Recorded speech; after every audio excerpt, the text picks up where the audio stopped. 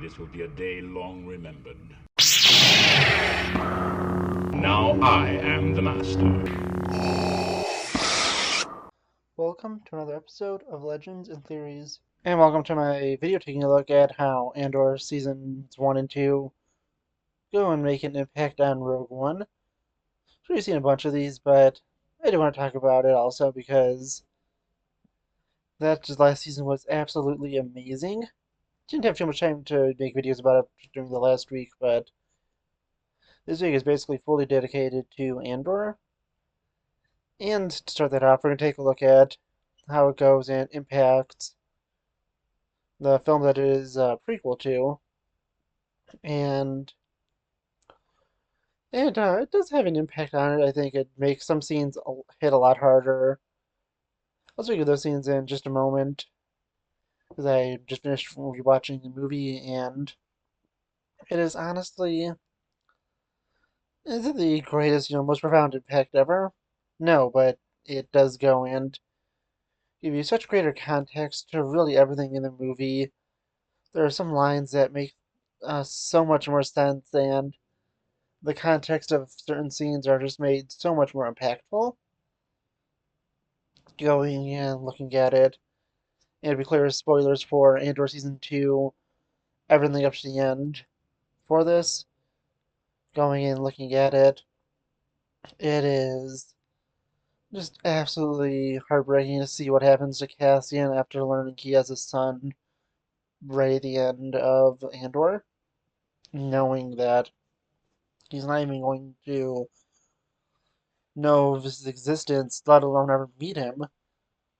It's absolutely heartbreaking having Cassian going and really just not being able to see his family is it's truly heartbreaking, and it that's just one of the smaller impacts of it. It is absolutely heartbreaking, obviously going in knowing that when you see that scene, and either when you see his first see that he has a son and you're like, oh god, he's never gonna meet this child, and as Val is telling him you should go see Bix, he's saying, yeah, I'll do it when things settle down. It was it was just truly devastating to see. Now going and I was looking at more of it. It is it is just absolutely insane for just how some scenes are impacted. I think that the thing that hit me the most emotionally is definitely when Cassian's talking about in two scenes. One where he's talking about to Jin how he's given up everything for the rebellion. He's lost everything, and he keeps on fighting to make sure he gets it. And that goes into that scene where, well, he loses his mother and he loses his home planet. He just really sacrifices so much, and it ultimately goes and leads to his death. But just in that scene, as he's talking about really everything he's lost, knowing he's lost his mother, knowing that he doesn't have Bix anymore, knowing that he doesn't even know that he has a child, knowing all the friends he's lost from Brasso to Nemec to everyone else from the team to Kino and really just so many other people that helped him on this path to go and be able to rescue the Death Star, well, get the Death Star plans and save the galaxy. It was just truly great. Then going into the other scene, I'd say this is the scene that definitely hurt the most to watch because of just how true it is and how much that final arc went and impacted the scene, which is Cassian's final speech, where he goes and tells Jin how he's been in this fight for so long. He's not willing to give up now when they're so close, and you just know it's so much more impactful as you go and see Luthen sacrifice his life for this information to be sent out, and you see how he's killed Lonnie, and you see how Clea was absolutely broken by this, and all the just really, really hard stuff Cassian had to go through to get this information to them. How it's a miracle that they were able to figure out about it, and how knowing all this goes and basically makes Cassian be able to believe the story of his contact. I think that it's truly impressive there, and I think that this just really helps the most to go and show just specifically how it's impactful on Cassian through the fact that he's just he's kind of broken by this. He wants to go and to do the right thing. He has to finish off what Luthen started, and he needs to make sure that they have a way to destroy this super weapon. It is just it's just truly amazing to see, and I think that just how it was done was exceptionally well handled. And just looking at how this impacts deaths, I'd say that it it really hurts to see some of these characters die now that we've been so connected to them. Even characters where, I mean, both Melshi and K2, you don't relatively get too much screen time with them. Melshi's really only shown kind of in the background during the Narkina 5 storyline, and then he's shown briefly an announcement where he separates from Cassian, and finally he really only has a super major role at the front of the story for the final arc, and the exact same happens with K2, but both their deaths with Melshi's happening off screen, and us seeing what it takes to finally destroy a absolute unit of a weapon like a KX security droid was it was just a truly impactful moment. I think it was just super exceptionally well done. But yeah, honestly, just going into some other stuff, there are scenes that make a lot more sense. You have the one scene where Saw Gerrera saying, "Oh, how there's spies everywhere, and it's causing all these problems." And yeah, it is. It makes sense where he's going. And in the episode, he's talking to the rebels and being like, "You guys have planted spies in my group. I need to know, like, well, why you're doing this, and you need to stop because I don't trust any of you."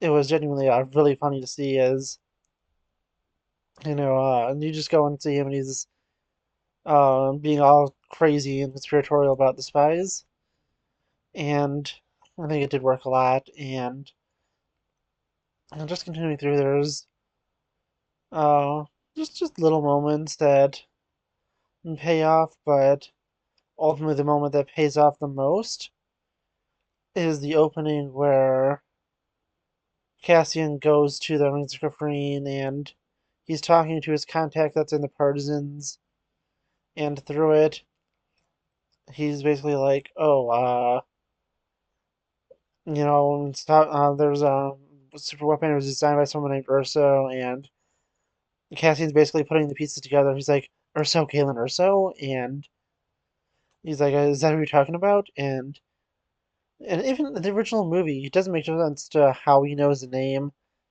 but now he does, and he knows that Galen Russo is the person responsible for making the Death Star. Well, it doesn't know it's the Death Star yet because it doesn't know the name, but he's given those final pieces of information to know that, yeah, this is a mission we need to go on.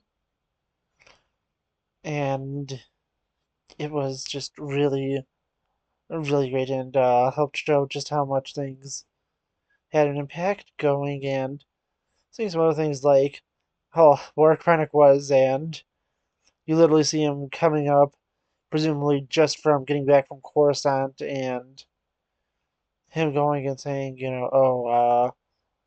when going and watching the Death Star be constructed, him going confronting Tarkin, you just see how he is in a bad spot. He knows what just happened to Partagaz, and for him failing to go and cover up leaks in the ISB where they believe there's two spies in there, being Dedra and Lonnie, although Lonnie was the only spy, and they wanted to toss out one of their best assets with uh with Dedra, and it was just a really great thing to see in that show, specifically Dedra's fall. But I'll talk about that in a different video.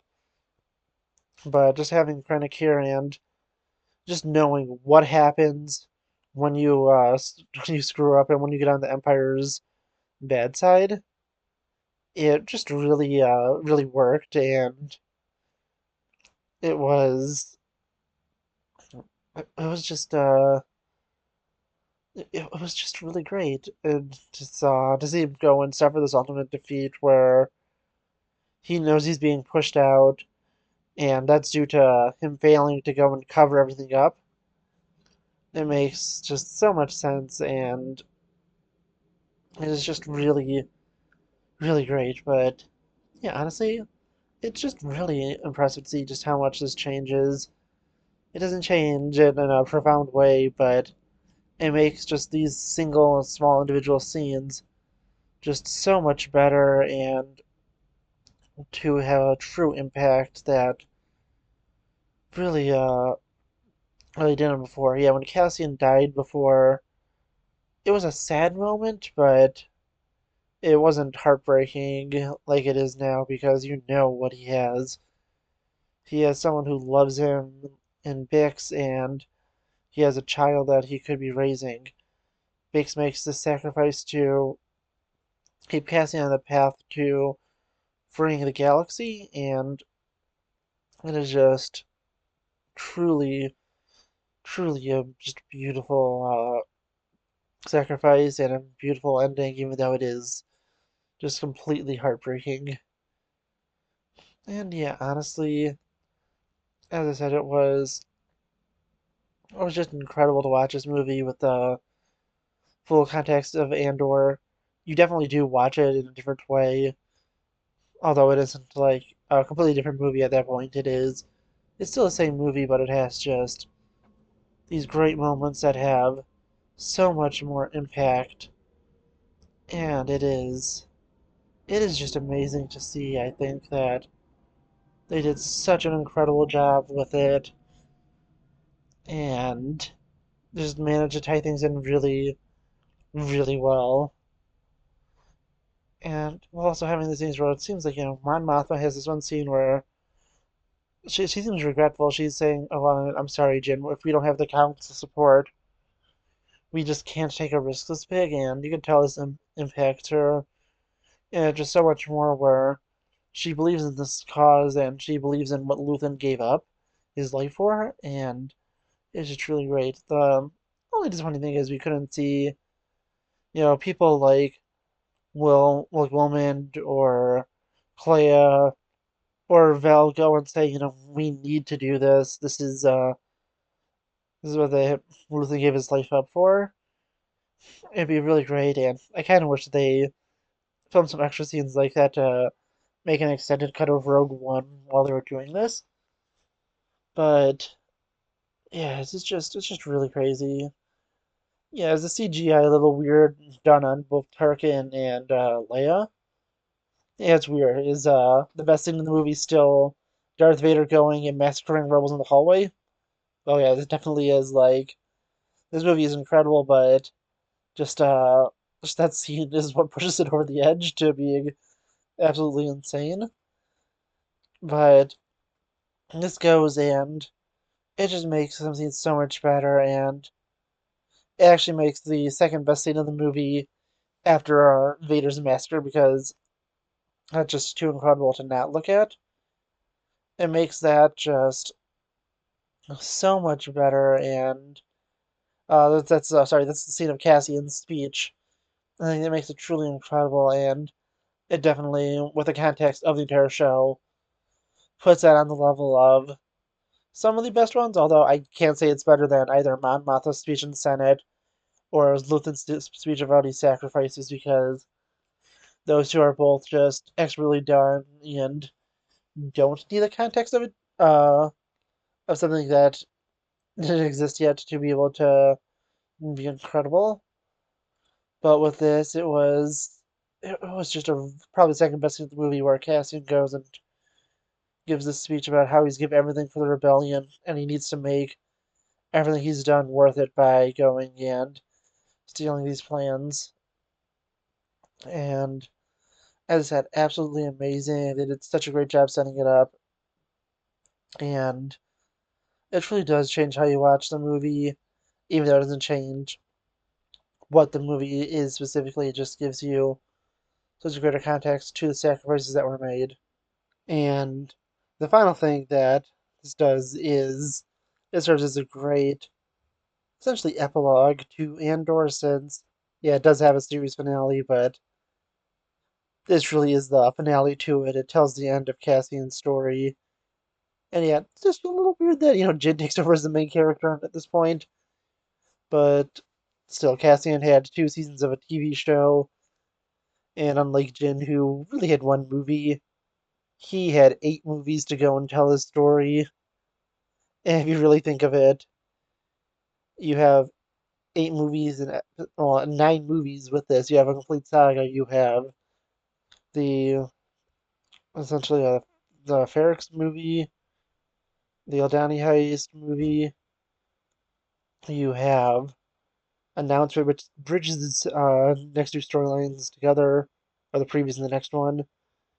Then you have the Narkina 5 one, the Return to Ferrex, the TIE Avengers, then the Gorman Uprising, Gorman Massacre, Death Star, and finally Rogue One as basically a complete saga all on its own.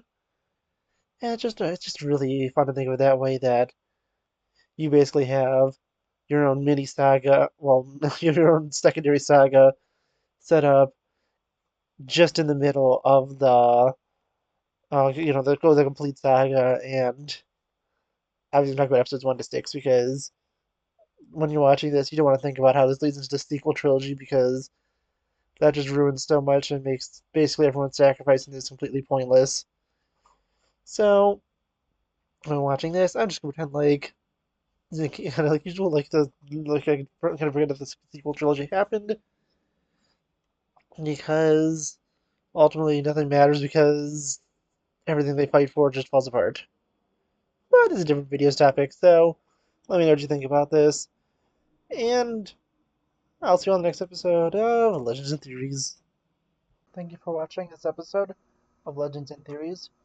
Please subscribe, like the video, share the video, leave a comment, check out the video on screen, and may the Force be with you.